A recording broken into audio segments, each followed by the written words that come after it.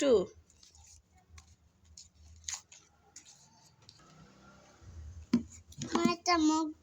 চেহারা দেখবো?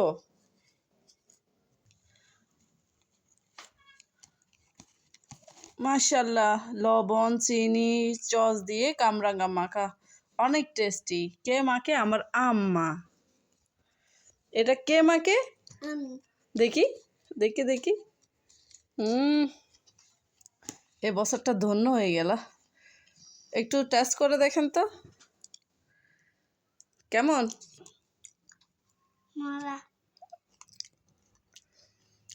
কেমন কিরকম করে দেখাও।